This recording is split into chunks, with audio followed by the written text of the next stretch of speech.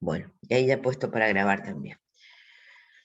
Bueno, vamos a la segunda parte de obligaciones, entonces, y vamos a ver, las obligaciones, hemos visto ¿se acuerdan que habíamos dicho que las obligaciones se repartían en general en el esquema global en las obligaciones de dar, de hacer y de no hacer? Vimos las de dar, ahora vamos a ver las de hacer y de no hacer. Las obligaciones de hacer son todas aquellas, vamos a ver, que consisten. ¿Ahí ven completo ustedes? ¿Ven completa la diapositiva? ¿Sí? Sí. Bueno, en las obligaciones de hacer son aquellas cuyo objeto consiste en la prestación de un servicio o en la realización de un hecho en el tiempo, lugar y modo acordado por las partes. Acuérdense que ahora todo el tema de las obligaciones y todo lo que vayamos viendo, las obligaciones, los contratos, todo va a tener que ser en los tiempos que se establecen, ¿sí? Siempre en qué tiempo se establecen para ser cumplidos, en qué lugar y de qué forma y qué modo, siempre. Entonces, vamos a ver que el tema de las obligaciones de hacer va a adquirir mucha relevancia al principio general de la buena fe, como habíamos dicho nosotros también en las anteriores, que tenía que ver con el principio general de buena fe que rige en el Código Civil. Y vamos a ver que lo importante acá es que su objeto consiste en la prestación de servicios entre los que se encuentran los servicios profesionales, Por ejemplo, los servicios profesionales de un abogado, cuando viene un cliente y le plantea un caso, va a defenderlo en el caso, pero no va a poner van a ver que va a decir que pongamos nuestra mayor eficacia y nuestros mayores conocimientos y nuestra mayor diligencia, pero no podemos asegurar un resultado.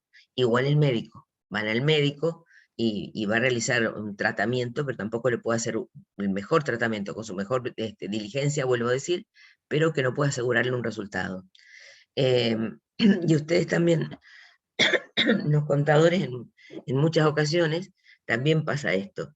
Diferente sería, por ejemplo, que ustedes tuvieran que realizar algún pago de impuestos, alguna cosa que ya es una obligación concreta, con un efecto determinado. Entonces, el deudor acá, como decíamos, entre lo que se está en los servicios profesionales, el deudor está compelido a una conducta, compelido es está obligado a una conducta que debe ser prestada en tiempo y modo, sin problema, ¿cierto? ¿En qué tiempo se obligó a cumplir y de qué forma? Es decir, conforme a lo pactado, de acuerdo a la índole de la obligación de que se trate de hacer. Bien, vamos a ver eh, la obligación de la prestación de un servicio. ¿Qué prestación de un servicio puede ser? Realizar cierta actividad, como les dije yo recién, la del abogado, la del médico, la del contador, depende cuál, con la diligencia apropiada independientemente de su éxito. Las cláusulas que dicen que comprometen a los buenos oficios o aplicar los mejores esfuerzos están comprendidas siempre en este inciso. Nosotros los profesionales estamos obligados a aplicar siempre esto, nuestros mejores esfuerzos, nuestro mayor conocimiento para que realmente dar satisfacción a la propuesta del cliente. En procurar al acreedor cierto resultado concreto con independencia de su eficacia. Fíjense qué diferencia hay entre una y otra. En una dijimos, en la primera parte dijimos, realizar cierta actividad con la diligencia apropiada independientemente de su éxito. En cambio acá dijimos, el segundo dice, procurar al acreedor cierto resultado concreto con independencia de su eficacia. ¿Sí? En la tercera, acá hemos establecido claramente que lo tiene que hacer lo mejor posible sin asegurar un resultado. Pero acá en el tercero va a decir en procurar al acreedor el resultado eficaz prometido. Acá sí es un resultado comprometido. Van a ver que más adelante vamos a verlas específicamente, pero se trata de una obligación de medios y de una obligación de resultados. La obligación de medios van a ser todas aquellas que se comprometen a aplicar esta diligencia que les decía yo, para hacer lo mejor posible, pero que no aseguramos un resultado concreto, y en cambio en las obligaciones de medios esta C en procurar al acreedor el resultado eficaz prometido. Acá sí tiene que probarle que cumple efectivamente lo que prometió.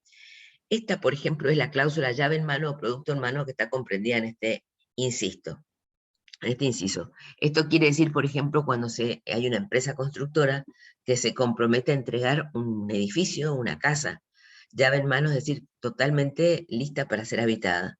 Bueno, acá no le puedo decir, mire, yo hice lo que pude, pero todavía no, o sea, esta casa no me salió como una casa, no hay manera. Es una casa completa, terminada, para entregar. Entonces, en procura al acreedor el resultado eficaz prometido, la cláusula llave en mano, producto en mano, a eso se refiere. Está comprendida en este inciso. Todas las que son de realizar una obra son de estas de cumplir el resultado eficaz. Si el resultado de la actividad del deudor consiste en una cosa, para su entrega se aplican las reglas de las obligaciones de dar cosas ciertas para constituir derechos reales. También van a ver que ahí se van amalgamando las distintas obligaciones. La realización de un hecho. El obligado a realizar un hecho debe cumplirlo en el tiempo y modo que están acordes con la intención de las partes o con la índole de la obligación. Si lo hace de otra manera, la prestación se tiene por incumplida y el acreedor puede exigir la destrucción de lo mal hecho siempre que tal exigencia no sea abusiva. Esto tiene mucho que ver con el tema de que si se realiza una obra no del modo pactado, de acuerdo a los planos, de acuerdo a la forma en que se pactó entre las partes, con las características que se pactó, y ojo con eso, que tiene que estar muy clara la obligación, que normalmente es en un contrato, específicamente en un contrato. ¿Tengo chicos para entrar? No veo, ¿no? Entonces, ¿qué pueden hacer en esto? Pueden obligarnos a destruir lo hecho. Pueden obligarlos a costa del que se obligó, el deudor, a destruir lo hecho y hacerlo nuevamente. También puede hacerse incorporando a terceros, o sea que la prestación pueda ser ejecutada por una persona que sea distinta al deudor. Esto puede hacerse en algunos casos, pero en otros no. Por ejemplo, si al que se contrató es para realizar, no sé, una estatua de bronce con determinadas características, solo se contrató a una persona que es especialista en ese tipo de esculturas, no a cualquier otra. Por ejemplo, eso pasa mucho con el tema de las cualidades artísticas, o por ejemplo, cuando se hacen sistemas de construcción de casas que son absolutamente nuevas y que solo puede realizarlas la persona que las ha inventado durante el tiempo que tiene la patente. Bueno, ejecución forzada. Estos saben que, como vimos las obligaciones en general, se refiere a que si no cumplen, acuérdense, si no se cumplía, se podía directamente las obligaciones hacerlas cumplir forzosamente. Le da derecho al acreedor a exigir el cumplimiento, primero intimarlo a exigir un cumplimiento, por ejemplo, a través de una carta documento. Una carta documento es una carta en la cual se le va a intimar a cumplir con lo que se ha pactado, eh, o hacerlo cumplir por terceros a costa del deudor, si es que realmente se trata de un hecho que puede ser, como le decía yo, una empresa constructora que va a construir una casa y que, bueno, no la cumple esa empresa y la hace construir por otra a costa del que no cumplió.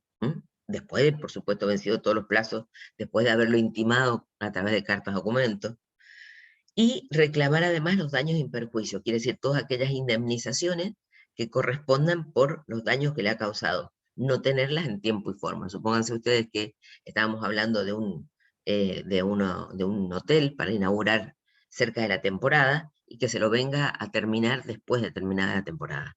Esto produce un daño muy grande. Por ejemplo, en el Hotel Tower de San Rafael, nuestro, se produjo eso.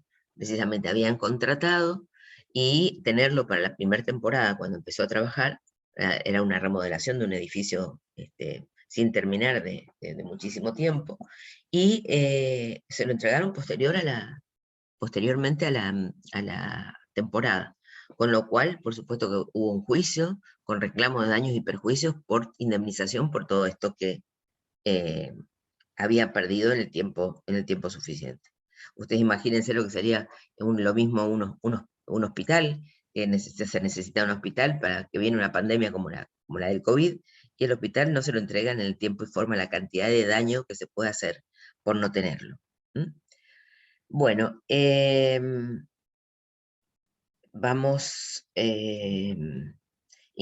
dijimos ejecución forzosa, vamos a esta, el objeto. El objeto Acá es como ya lo dijimos, realizar un hecho, prestar un servicio, y la obligación de medios de resultados que nosotros ya vimos recién, que dijimos que era la actividad, la de medio de la actividad con la diligencia apropiada, independientemente del éxito, el abogado, el médico, y la de los resultados, procurar al acreedor el resultado concreto, acá un resultado concreto, tal cual, procurar al acreedor el resultado eficaz prometido, totalmente. Esa es la novedad que el código cuando empieza a regir en el 2015, incorpora esta obligación de medios y resultados que no existía antes y que se ve claramente. Es muy importante para poder determinar a ver qué tipo de obligaciones, si yo tengo que dar un resultado concreto o no. Nos permite identificar muy bien la obligación. Bueno, obligaciones de no hacer. La obligación de no hacer es aquella que tiene por objeto, al contrario de la anterior, o una inactividad o un tolerar una actividad una actividad de otro. O sea, vamos a ver que el tema de haber hecho algo por lo cual había una obligación de no hacer, ¿sí? También el incumplimiento le da la posibilidad de mandar a destruir lo hecho a costa de esto. Supóngase que no podía construir en un lugar determinado y lo hace. Se puede dar como sanción esta obligación forzada de destruir exactamente lo hecho. En resumen, es una abstención del deudor, o sea, que se abstenga de hacer algo, de hacer alguna actividad. Tolerar una actividad ajena, por ejemplo, en tolerar una actividad ajena nosotros podríamos poner el caso de un campo en el cual haya una servidumbre de paso, ¿sí? Que tenga que pasar un camión para llegar a determinado lugar, ¿sí? Y pasar un camión por el medio del campo, por un lugar determinado del campo. Entonces eso sería tolerar una actividad ajena cuando así se ha pactado en la obligación. Eso es una obligación de dejar de hacer algo que le impida a la otra persona realizar esa actividad. El incumplimiento imputable, como todos los demás, o sea, un incumplimiento imputable significa que yo le puedo, lo acuso y le pruebo a esa persona que es responsable de tal o cual situación. Eso sería imputable. Esa es la persona a la cual yo acuso de que no ha cumplido lo que correspondía. En este caso, de haberse abstenido de hacer una actividad o de tolerar una actividad ajena. En ese caso, vamos a ver que, como dijimos, va a ser o poderse destruir lo hecho, o en el caso que no sea una destrucción, no sea una cosa que se pueda destruir, es el reclamo de la reparación de los daños.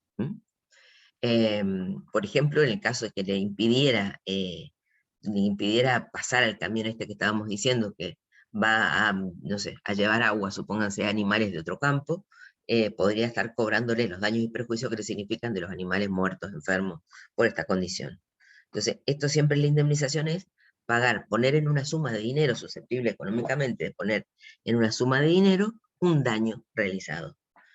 Las cláusulas, un ejemplo de obligaciones de no hacer, tenemos acá las cláusulas contractuales de competencia. Le he puesto yo como ejemplo, es como cuando, por ejemplo, queremos proteger la clientela o actividades comerciales. Por ejemplo, existía una confitería, ¿sí? Que es del propietario de un lugar determinado, pone una confitería, un restaurante, y después decide alquilarlo porque él lo va a poner en otro lugar, pero le impide a la persona en la cual le va a alquilar que ponga ahí un negocio igual al que él tenía, ¿sí? Precisamente para que no le haga competencia con el nuevo negocio que tenía o el que le había puesto. Entonces, eso es proteger la competencia. Entonces, él tenía, vuelvo a decir, una confitería, un restaurante en determinado lugar, la va a pasar a otro sitio, con el nombre, la clientela, lo que espera llevarse. Entonces le dice a esa persona que le alquila comercialmente para lo que él quiera, excepto que ponga un negocio similar al que él tenía. ¿Para qué? Para que no se quede con la clientela que ya sabía ese lugar, y bueno, y va y cree que es de la misma persona. Eso es proteger la clientela en las actividades comerciales. Lo mismo un socio que se va a una sociedad, es decir, que si se va a otra sociedad, no realizar la actividad que realizaba la sociedad que dejaba, siempre y cuando lo diga así el contrato. O cuando alguien termina una relación laboral y que es una persona, no sé, por ejemplo, un contador de la empresa que se va por problemas de vinculares, de relación con los dueños de la empresa, y termina la relación termina la relación con la empresa, pero la empresa le pone como condición que no vaya a una empresa que sea similar, que sea la competencia de ellos, y pueda pasar toda la información que él tiene, para protegerla. ¿Les queda claro? ¿Sí? ¿Queda claro, chicos? Sí, profe. Bien. Entonces, normalmente esas son casi todas las de esas de la protección de la competencia. Bueno, ¿qué son las obligaciones alternativas? Vamos a hablar que las obligaciones alternativas son aquellas que tienen como objeto eh, una prestación, hay que cumplir una prestación, pero en realidad hay opciones de prestaciones distintas entre sí. Y el deudor está obligado a cumplir una sola de ellas. O sea que no es una sola obligación pagar una suma de dinero, por ejemplo, pagarle 20.000 pesos. No, está pagarle 20.000 pesos, se llama alternativa, pagarle 20.000 pesos o entregarle su notebook, por ejemplo. Y el deudor está obligado a cumplir una sola de ellas, solamente una de ellas. Em, Normalmente las obligaciones alternativas, por ley, la obligación de elegir una obligación alternativa le corresponde al deudor, salvo que se establezca un pacto en contrario. O sea, lo que establezca expresamente la obligación que lo va a elegir el acreedor. Si no, es el deudor siempre. ¿Qué pasaría en las obligaciones periódicas si la obligación la obligación que se eligió, el objeto de la obligación que se eligió una vez, va a tener que ser aplicado siempre? Una pregunta, por ejemplo, si en realidad es el alquiler de un campo y dice que por año puede pagar o con lo que vale el canon de alquiler de ese campo, o entregar un tractor por ese año. Entonces, esa es una obligación periódica porque va a ser el primer año, el segundo año, el tercer año. Entonces, sería si eligió el tractor, lo que quiere decir el código acá, eligió el tractor la primera vez, ¿siempre va a tener que entregar un tractor? No. Dice, cuando son obligaciones periódicas, cada nuevo periodo puede volver a elegir, en lo sucesivo. Cuando eligió es irrevocable. Ya eligió, tiene que cumplir exactamente esa. Bueno, vamos a ver qué son las obligaciones facultativas. Las obligaciones facultativas, eso son parecidas y le digo que las miren en el cuadro sinóptico. Las obligaciones facultativas tienen una prestación principal y otra accesoria. Acuérdense que la otra tenía prestaciones que iba a elegir una de ellas. Pero acá tenemos una obligación, un objeto principal y otra accesoria. El acreedor solo puede exigir la principal. Acá el acreedor tiene que elegir la obligación principal, el objeto principal que se pactó. Pero acá le da al deudor, en este caso, la posibilidad de que si paga la accesoria se pueda liberar. Es una obligación que le da una alternativa más, o sea, una alternativa más al deudor de poder cumplir con otras, con la accesoria. Ahora, fíjense cómo es tan importante la obligación principal en este caso, que si se llegara a extinguir la obligación principal, ya no puede el acreedor ir a reclamar la obligación accesoria. La principal para el acreedor era la principal, o sea, se extinguió, se acabó la obligación. No le puede exigir más nada al otro. Y en caso de duda, si una obligación es alternativa o facultativa, se la va a tener por alternativa. ¿Por qué? Porque recién en la alternativa decíamos que le pagaba 10.000 pesos o 15.000 pesos o la notebook, ¿sí? Es importante para que se cumpla una obligación. En cambio, la facultativa, si la principal desapareció, no existiría más obligación. En la alternativa sí.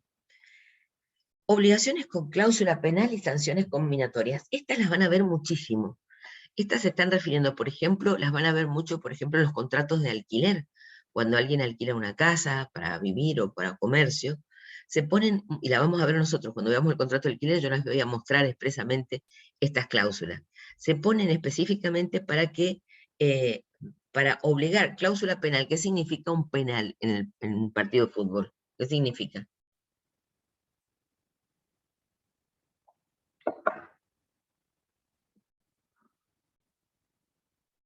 ¿Qué significa un penal?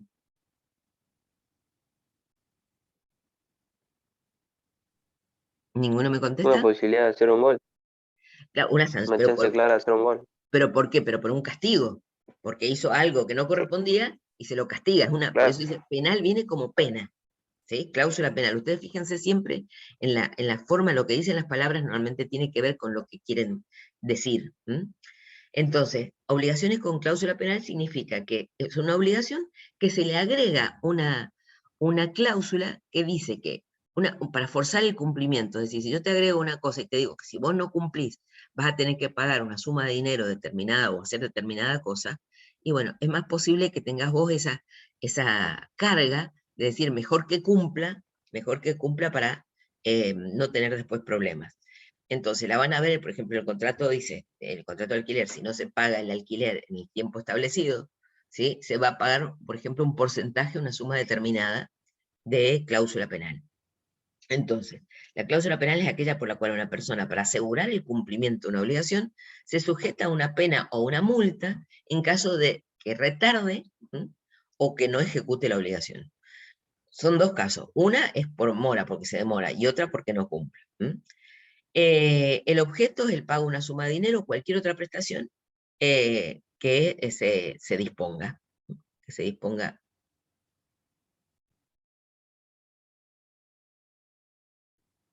Bien. El incumplimiento. El deudor que no cumple la obligación en el tiempo convenido debe la pena, salvo que pruebe una causa por la cual él se exima de responsabilidad. La cláusula de eximente de responsabilidad, el que lo podía llegar a eximir es solamente un caso fortuito, por ejemplo. El caso fortuito es algo que no se pudo prever, o que si lo pude prever, no lo pude evitar. El ejemplo de esto es, por ejemplo, un terremoto, ¿sí? En un terremoto, en principio no lo pude prever, o si se pudo prever, era ya los instantes, segundos, que ya no dan posibilidad de hacer nada. Y en el cual, bueno, se destruye, por ejemplo, la posibilidad del el lugar de donde se sacaba el dinero para poder pagar o para poder cumplir con una obligación. O si tenía que entregarle, supóngase que era una obligación de resultados, que le tenía que entregar una casa y se derrumbó por efecto del caso fortuito. Entonces, el caso fortuito es el que va a eximir de responsabilidad, pero hay que probarlo muy bien. No que le ha hecho un pequeño daño ni nada, no. Realmente ha provocado la imposibilidad de cumplir. Por eso dice que se va a aplicar restrictivamente. También puede ser un tornado, algo que sea un viento sonda, esos que destructivos realmente. Bien, y después, muy al lado de las cláusulas penales están las sanciones conminatorias. Las sanciones conminatorias van a ver, eso va a ser siempre, siempre en el caso de que exista un juicio. Un juicio por determinado, ya se inició un juicio en el Poder Judicial, en tribunales, porque no ha cumplido determinada situación, y el juez, cuando va intentando la resolución de la causa, establece, le impone que cumpla una obligación, una resolución del juez, y esta persona no la cumple, no la cumple. O se demora en cumplir, entonces el juez le pone, sería como similar a la cláusula penal, que se llama estas sanciones conminatorias. Se llaman, en derecho nosotros las llamamos astreintes, ¿sí? Que astreintes viene de sinónimo de compeler. En derecho francés venía, esto lo inventaron los franceses, y se copió en las otras legislaciones. Entonces nosotros la tenemos para ese caso, en un juicio determinado, cuando hay una orden judicial de cumplir y no lo hace, se le aplican astreintes. Esto van a tener que ver, se van a aplicar de acuerdo a cuál es el caudal económico del que tenga que pagar, y pueden reajustarse o pueden dejarse sin efecto en el caso que termine con la resistencia de no cumplir y lo haga.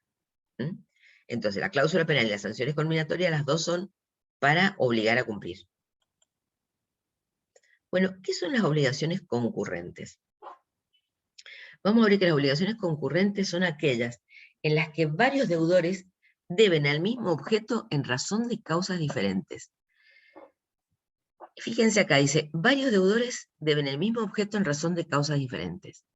El ejemplo para que ustedes tengan, no se olviden que es una concurrente y por qué se usa tanto, es el caso, por ejemplo, de que una persona tiene un auto, nosotros tenemos un auto, y lo aseguramos, la obligación que tenemos de asegurar el auto por los daños que puedan causar a terceros o a nosotros. Entonces, causado el daño, ¿sí? La persona, ¿sí? La persona que aseguró esto, la persona que es la víctima, ¿sí? La persona que es la víctima, supongo que fue un accidente de tránsito, como hemos dicho en los casos anteriores que tomábamos, por ejemplo, y resulta ser que la persona esta es, la persona que aseguró ese auto, es culpable del accidente. Entonces, la víctima del accidente puede cobrarle tanto al propietario del auto que lo chocó, ¿sí? Tanto a él como propietario, de los daños que cause su cosa, las cosas de su propiedad, como también puede reclamarle a la compañía de seguros, a la compañía de seguros que pague por el seguro que realmente había contratado esta persona. Entonces, fíjese, lo leemos de nuevo. Obligaciones concurrentes son aquellas en las que varios deudores deben al mismo objeto en razones de causas diferentes. Uno lo debe porque es el propietario de la cosa que causó el daño, el accidente al otro vehículo o a la persona. Y otra por una razón contractual, que es una empresa aseguradora que contrató a hacerse responsable en caso de que ocurriera un siniestro de este tipo. Entonces, esta es claramente una obligación concurrente. Las obligaciones concurrentes tienen reglas como, primero, que el acreedor tiene derecho a requerir el pago a uno, le puede requerir el pago a uno, al propietario o al aseguro, a varios o a todos simultáneos sucesivamente. Normalmente cuando se hace un juicio, en un juicio se hace, bueno, había alguien que quería entrar, pero desapareció. Le hace un juicio la persona que ha sido la causante del accidente, lo que hace en el juicio es citar en garantía a la empresa de seguros. Entonces, siempre se hace un juicio que se llama juicios por daños y perjuicios contra fulano de tal, que es el propietario de la cosa, o quien resulte también responsable, que sería la compañía de seguros. El pago realizado por uno de los deudores extingue la obligación de los otros obligados concurrentes. Pagó la empresa de seguros, listo, el propietario del auto no tiene más nada que pagar. Y cualquier otra de las formas de pago, estas que van a venir acá, que digo yo, dación en pago, transacción, novación, compensación, las vamos a ver enseguida como formas también de dar por terminadas las obligaciones. Así que enseguida estas la van a mirar, después la van a leer, después que veamos nosotros cuáles son las formas de terminar, dar por terminada una obligación. No solo el pago, sino que puedo entregar una cosa en pago, puedo pactar, transar un cambio en la cosa, etcétera, etcétera. Esas las van a ver cuando veamos la forma de pago. Quiere decir que con cualquier forma de pago de estas, se terminaría, también se extinguiría la obligación del otro obligado concurrente. Bien, vamos. Bueno, y estos van a ver que en muchas obligaciones, como esta, por ejemplo, se van a aplicar, van a ver que dice, si no está regulado en la parte donde establece ese tipo de obligación, y vamos a una obligación parecida que serían las obligaciones solidarias. Dice que entonces que las obligaciones solidarias se van a aplicar, las normas relativas a las obligaciones solidarias, se van a aplicar a las obligaciones concurrentes cuando no esté explicitado, no esté explicitado en la regulación de las concurrentes determinada cosa que sí en las solidarias. ¿Entienden? Se llama, aplico subsidiariamente estas normas. Por ejemplo, hay casos que se van a aplicar, por ejemplo, si yo tengo un contrato de compraventa, que voy a comprar un auto, o hago un contrato de permuta. La permuta es que cambio un vehículo por otro, por ejemplo. Entonces, en el contrato de permuta también la ley va a decir que en el caso de que no esté previsto donde regula los artículos que regula el contrato de permuta, se le van a aplicar subsidiariamente los que establece el contrato de compraventa, porque son muy parecidos. ¿Está claro? ¿Está claro? Sí, profe. Bueno, vamos a las obligaciones disyuntivas. Las de obligaciones disyuntivas yo les he puesto ahí para que se acuerden. Van a ver que es disyuntiva normalmente cuando vienen con la conjunción o en el medio. Cuando yo digo en la obligación disyuntiva, por ejemplo, que va a pagar, espérenme un segundito, un segundo, chicos.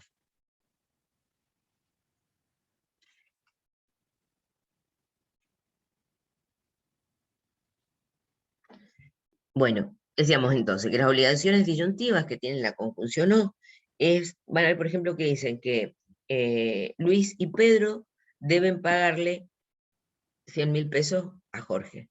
Luis o Pedro, disyuntiva. O dice, debo pagar 100.000 pesos a Luis y a María. Fíjense, sea el acreedor o sea el deudor, la obligación. Entonces, vamos a tener acá que la obligación disyuntiva pueden ser, fíjense acá, varios deudores, ¿sí? O varios acreedores, en el artículo siguiente.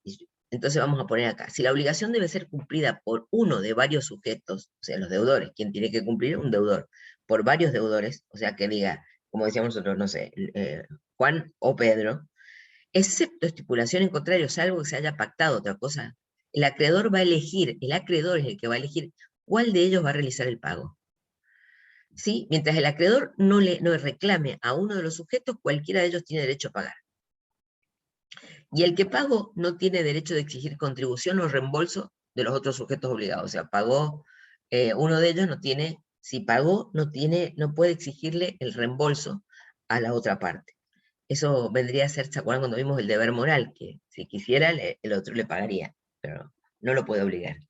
Y la disyunción activa se refiere a que haya varios acreedores, no varios deudores, sino varios acreedores.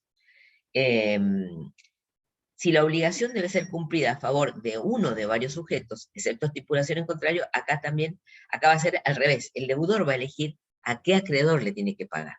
Le tiene que pagar a Rosa y a Susana, ¿sí? José. José elige si le paga a Rosa o si le paga a Susana, pero fíjate, siempre con la conjunción o. ¿A cuál de estos realiza el pago?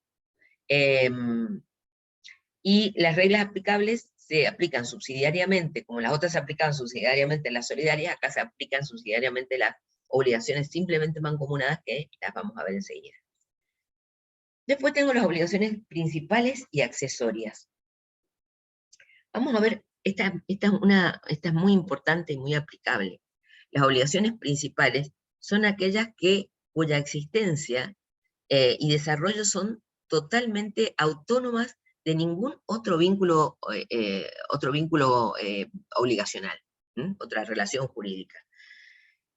Por ejemplo, vamos a ver, si yo tengo que hacer un contrato de compraventa, voy a hacer un contrato de compraventa y ese contrato de compraventa no va a depender absolutamente de nada.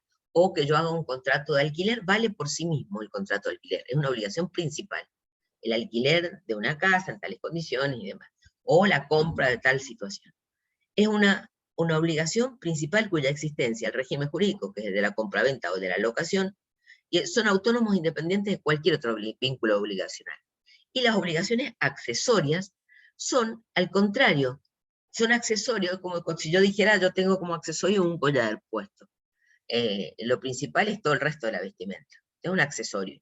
Acá es un accesorio de una obligación principal, de la cual dependen, que si no existe la obligación principal, va a desaparecer la obligación accesoria. Por ejemplo, en el contrato de compra-venta, ustedes quieren comprar un auto, como lo compran a crédito, el acreedor les va a poner una prenda, ¿sí? ¿Se acuerdan que comentamos en la clase anterior, en la grabación anterior? Establezco una prenda, ¿qué quiere decir? La prenda es una obligación accesorio que dice que en el caso de que yo no pague el auto que he comprado, me van a sacar el auto y lo van a rematar a los efectos de cubrir la compra. Lo mismo la hipoteca con un inmueble.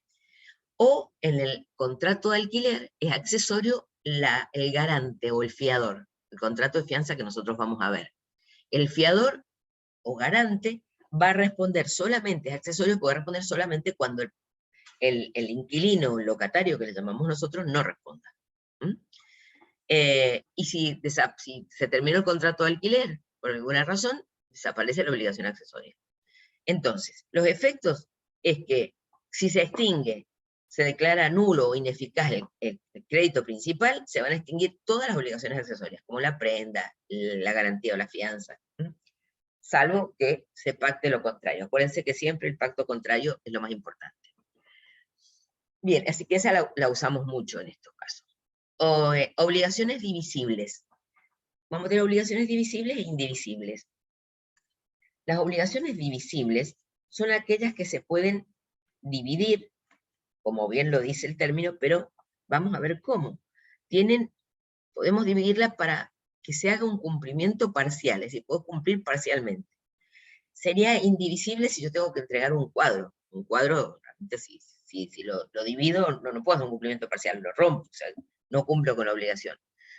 Entonces, la obligación divisible vamos a necesitar que se cumplan estos requisitos. Primero, que sea materialmente fraccionable. Como les dije, un cuadro no lo es, no puedo dividirlo, y que cumpla la misma función. De modo que cada una de las partes tenga la misma calidad del todo. Por ejemplo, si yo dijera que tengo que pagar en dinero, tengo que pagar 100.000 pesos, podría ser divisible, la cantidad de dinero es divisible, fraccionable. Pero también necesito que haya pluralidad de deudores o de acreedores. En una deuda puedo ser que haya varios deudores y un acreedor, o varios acreedores y un deudor.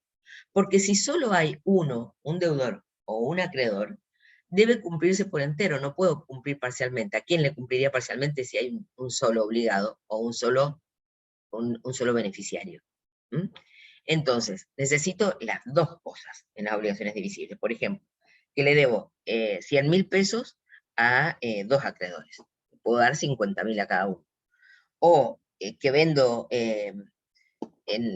no sé, vendo 150 litros de vino, de botellas, 150 litros de botellas de vino, a 3 compradores.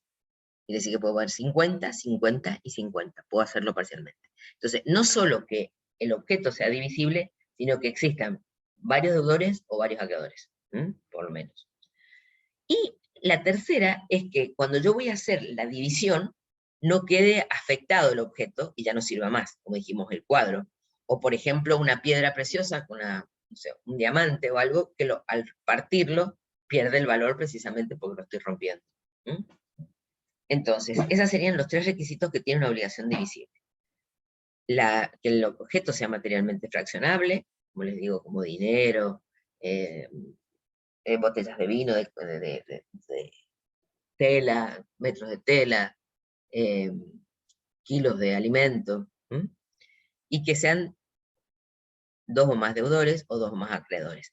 Y que no haya el hecho de que sea susceptible de cumplimiento parcial, que yo no, al partirlo, no lo afecte, como decíamos, como el caso, si parto un cuadro, ya no tiene más valor económico, si parto una piedra preciosa, lo mismo.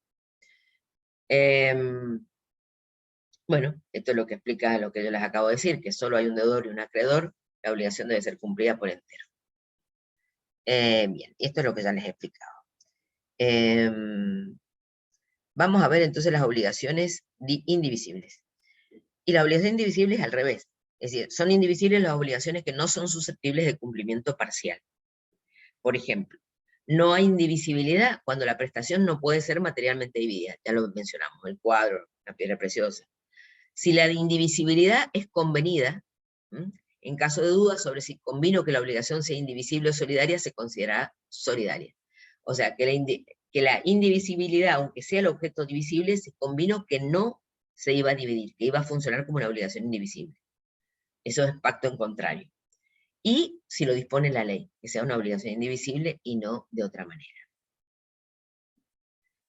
Bueno, se consideran indivisibles, por ejemplo, ¿qué cosa? Dar una cosa cierta, como dijimos, un cuadro. Es indivisible. De hacer. Es indivisible si yo tengo que construir una casa. Mi obligación ha sido construir una casa, es indivisible, tengo que entregar la casa, salvo, dice, si se hubiera convenido por unidad de medida. Entonces, por ejemplo, que se hubiera convenido realizar una pared de determinada cantidad de metros, cuadrados. Entonces, esa pared puedo llegar a cumplirla hasta determinado límite, pero que se haya pactado, eso se llama por unidad de medida. Y le permite al deudor tener derecho a la liberación parcial, por ejemplo, un techo. Las obligaciones de no hacer también son indivisibles. Si no tengo que hacer algo, evidentemente no podría dividir el no hacer en esto. Y accesorias, siempre y cuando, si la principal es indivisible, la accesoria también va a ser indivisible. Como decía, compro el auto, la prenda no va a ser divisible. El auto es la obligación principal, la compra-venta del auto, y la prenda sería también indivisible. Cada uno de los acreedores va a tener derecho de exigir la totalidad del pago a cualquiera de los codeudores o a todos ellos simultáneos sucesivamente. Acá, si hay varios acreedores, como es indivisible, le puedo exigir, si hay varios deudores, a cualquiera. Y uno va a pagar a cualquiera, pues indivisible, no se lo puedo entregar. Si tengo 3 acreedores, se los voy a entregar a uno. Tengo 3 deudores, uno va a pagar. Las normas relativas a las obligaciones solidarias son subsidiariamente aplicables a las indivisibles.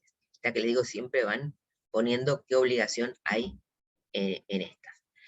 Vamos a ver acá que tenemos obligaciones de sujeto plural. Bueno, vamos a ver que el código nuevo ya es del 2015, estableció como obligaciones de sujeto plural, ¿sí?, a 3, acá se las puse, las simplemente mancomunadas que vamos a explicar ahora, las obligaciones solidarias y las concurrentes, que ya la vimos. ¿Se acuerdan? Las concurrentes, dijimos, el caso de las concurrentes es la persona que es responsable de un accidente y su seguro. O sea que se les puede reclamar a los dos el cumplimiento de la obligación. Pero también son de sujeto plural, y esto también lo tienen en la síntesis esta que dice de las obligaciones, que decía yo en la 105, las obligaciones de sujeto plural. Y ahí les explica entonces. En el código, las obligaciones de sujeto plural se llaman mancomunadas. Diría que son mancomunadas. Las simplemente mancomunadas, las solidarias y las concurrentes.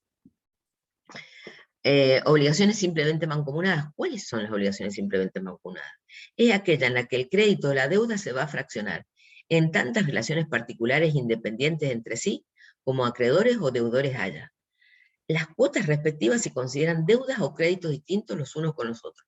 ¿Cómo es esto? Es decir, supónganse que Juana, Rosa y María se comprometen a pagarle a Pedro, se comprometen a pagarle cada una de ellas 50.000 pesos. Eso significa que cada una de ellas tiene que entregar 50.000 pesos y se libera de la obligación, ¿sí? No tiene que responder por aquella que no pagó. Entonces, cada una de ellas es independiente de las otras. Entonces, tenían que pagar, como les digo yo, a Pedro, cada una, tenían que pagar 150.000, pero se obligaron como una obligación simplemente mancomunada, en la cual cada una de ellas era responsable del pago de 50.000. Pagado eso, queda liberada. Eso es fundamental. En cambio, las obligaciones solidarias son al revés, exactamente al revés. Es que hay solidaridad en las obligaciones, hay otra vez pluralidad de sujetos, y que puede ser varios deudores o varios acreedores, y que están originadas en una causa única. Entonces, puede ser una causa única, puede ser porque así se determinó la obligación, así se pactó, porque la ley lo determinó. Su cumplimiento total puede exigirse a cualquiera de los deudores por cualquiera de los acreedores. Si es que hay varios deudores o varios acreedores. Por ejemplo, entonces, esto está claro. Tiene que pagar, por ejemplo, en la obligación solidaria, vamos a ver, por ejemplo, que se pacte, lo vamos a ver en los contratos de locación, que, por ejemplo, el fiador, ¿se acuerdan que yo les decía que era una obligación accesoria? el garante era accesoria. Si no cumplía el inquilino o el locatario, cumplía el garante o el fiador. Nosotros le llamamos fiador. Locatario y fiador. No cumplía el fiador. Pero, si el fiador dice en la cláusula, está escrito en la cláusula del contrato, con lo cual vamos a ir viendo todo el cuidado que ustedes tienen que poner al ir mirando cada una de estas cosas. Si hubiera puesto que renunciaba al beneficio el beneficio que tenía, dice, renuncia al beneficio de ejecución. El beneficio de ejecución es un beneficio que le permite decir, no, mire, usted tiene que cobrarle primero, si usted viene a cobrarme a mí, primero tiene que cobrar al inquilino. Yo soy accesorio. Si yo renuncio y la paso esa obligación, la tomo como principal, como soy principal deudor, igual que el otro, aunque no viva ahí en la casa y no tenga ningún beneficio, el acreedor le puede venir a cobrar el total a cualquiera de los dos. Eso sí, el fiador podrá ir a repetirle o a cobrarle lo que pagó al otro, si es que el otro le paga. Entonces, por eso hay que tener mucho cuidado con qué se pacta en los contratos, o por disposición de la ley. Entonces, hay solidaridad en las obligaciones con pluralidad de sujetos y originadas en una causa única, cuando en razón del título constitutivo o de la ley, su cumplimiento total puede exigirse a cualquiera de los deudores por cualquiera de los acreedores. Supónganse que, lo que decimos nosotros, estaba el fiador. Dios es como si dijera, oh, mire, ¿por qué pasa esto? Pasa porque no leen los contratos, no prestan atención a cada una de las cláusulas, que es una obligación, y les puede pasar algo tan grave como esto, que lo vamos a insistir cuando veamos el contrato de locación. Entonces, la solidaridad, esto es algo muy importante, como es tan grave, que pueden exigir el total de una deuda, dice la solidaridad no se presume, y debe surgir inequívocamente de la ley o del título, esto es muy importante, constitutivo de la obligación. ¿Sí? No se presume. ¿Por qué no se va a presumir? Porque me está obligando a mí a cumplir el total de algo que me puede costar un perjuicio. Pero si ha sido por mi propia torpeza, acuérdense que la ley no protege la propia torpeza. Si ustedes firmaron un contrato sin leerlo y eran fiadores y lo firmaron, bueno, a llorar a la plaza. Se considera que cada uno de los codeudores solidarios en la solidaridad pasiva, cada uno de los coacreedores en la solidaridad activa, representa a los demás en los actos que realiza como tal. Bueno, vamos a ver que siempre decimos solidaridad pasiva o otra obligación pasiva cuando son varios deudores y activa cuando son varios acreedores. Se supone que el otro representa para los efectos del pago o a los efectos de recibir el pago, de pagar o de recibir el pago, representa al otro. Después, el reclamo que tengan entre ellos será una cosa diferente. Entonces, solidaridad pasiva sería que hay varios deudores. Y después vamos a tener la solidaridad activa, varios acreedores. El derecho a cobrar, el acreedor va a tener derecho a requerir el pago a uno, a varios o a todos los codeudores simultáneos sucesivamente. Esto es lo grave, como yo le decía, al inquilino o al locatario y al fiador. Y derecho a pagar, cualquiera de los deudores solidarios tiene derecho a pagar la deuda. Esto también ya se los he dicho yo, que puede ir después a reclamarle al otro la plata que puso.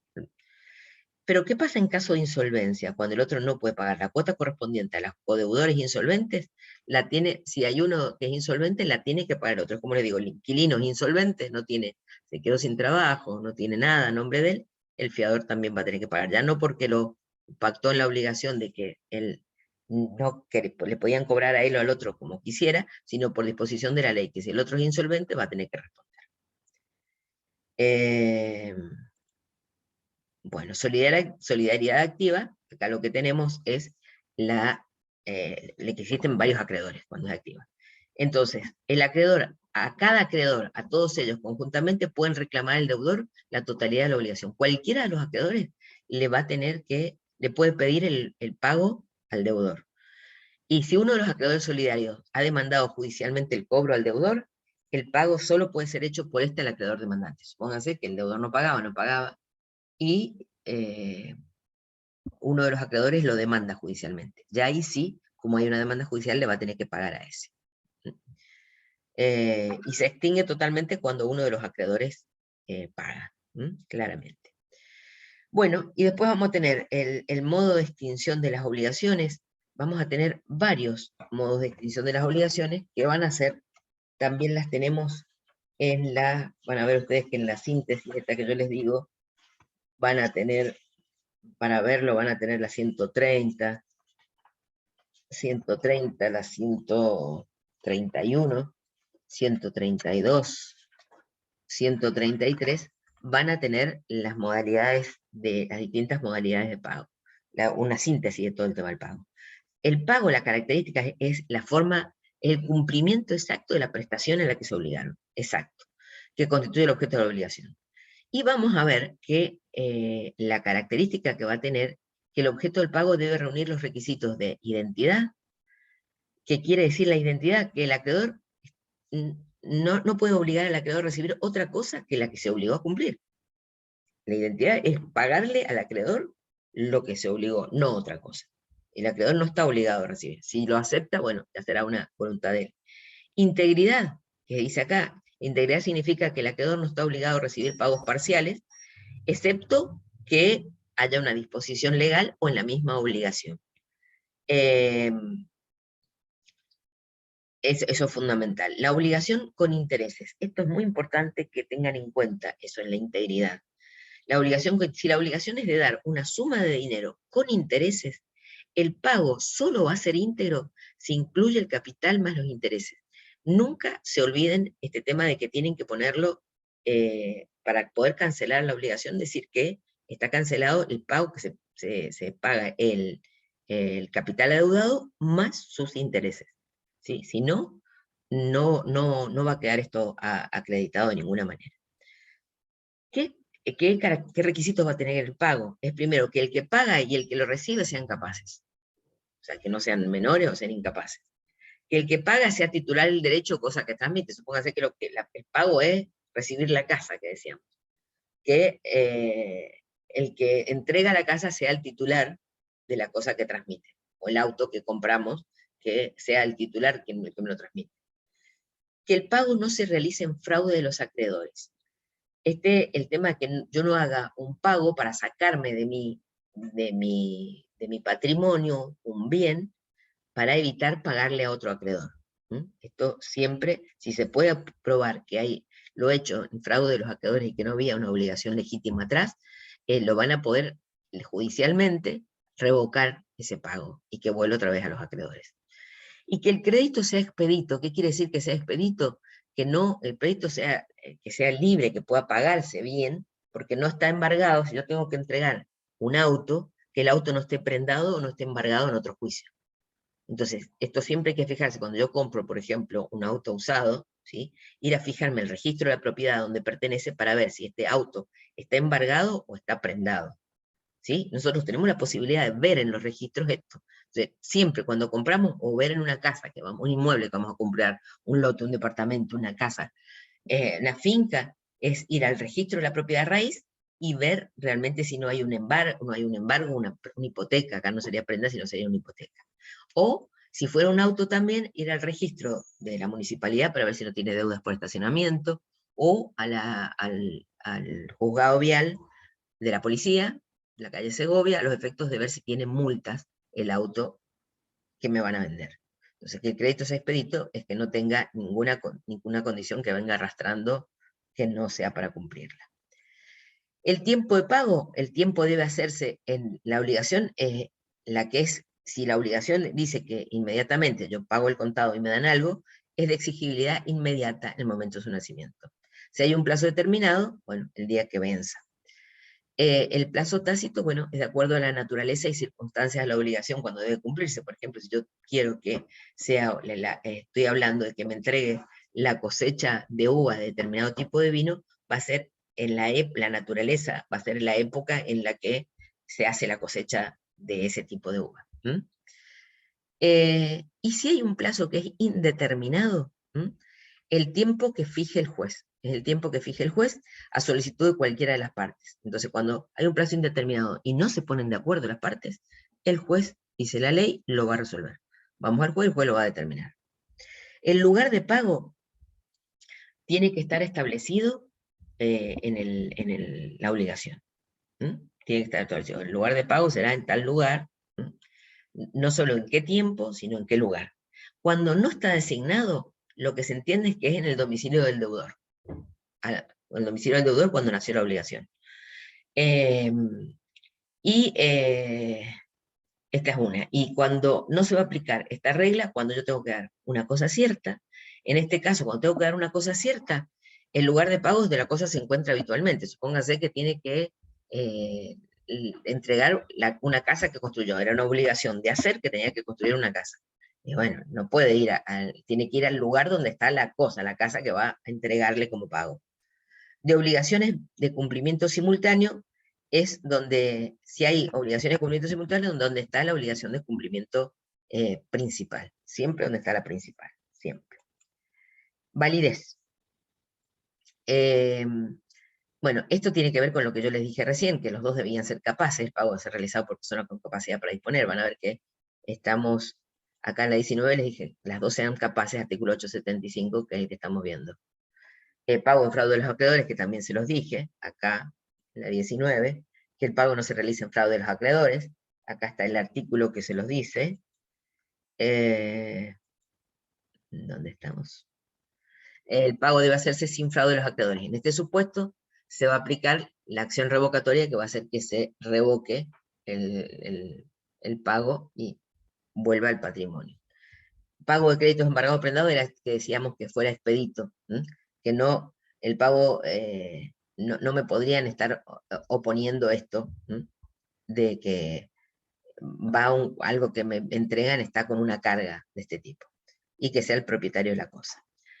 ¿Quién tiene la legitimación para pagar? El deudor.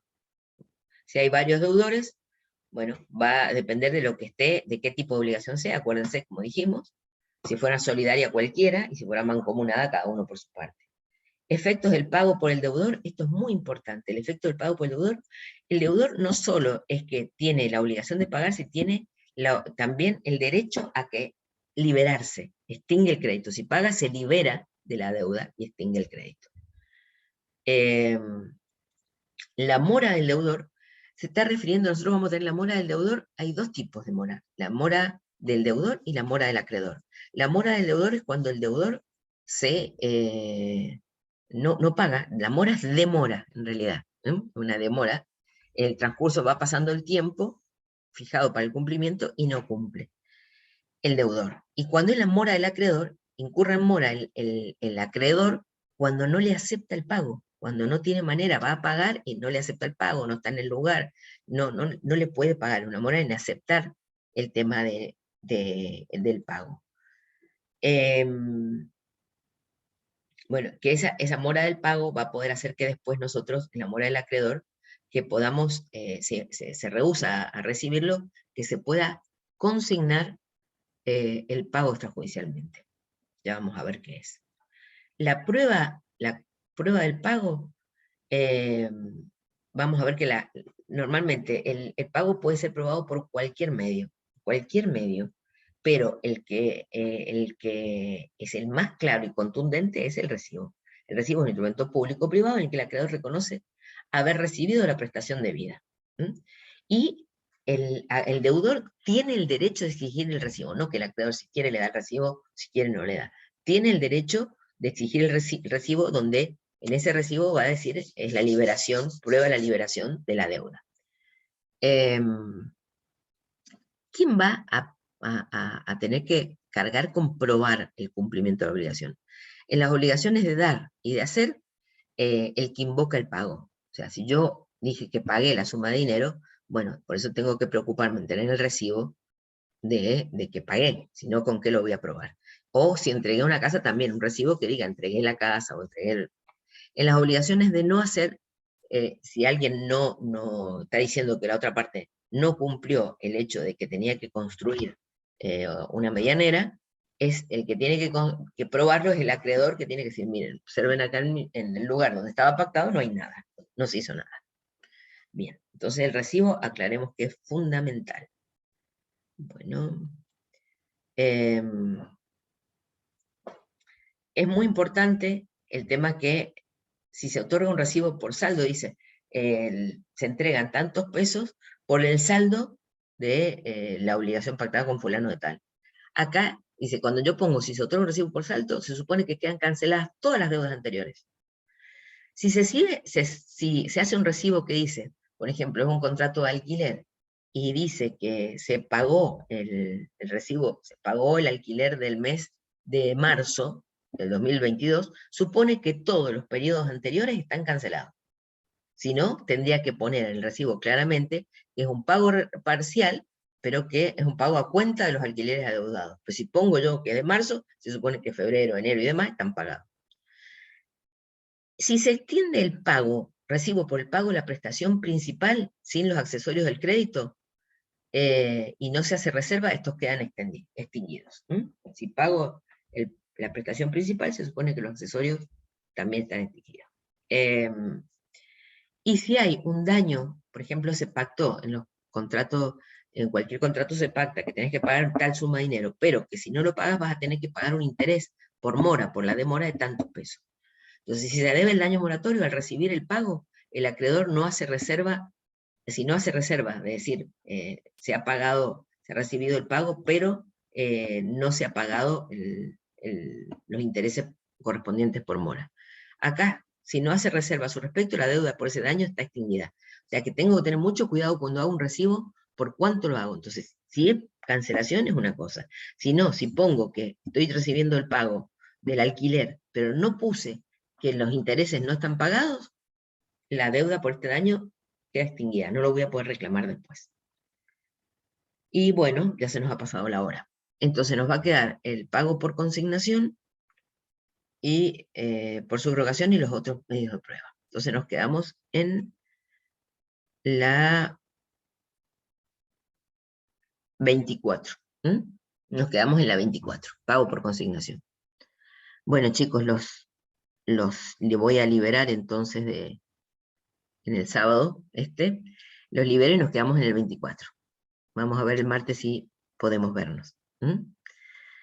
Bueno, ¿alguien que quiera hacerme alguna pregunta?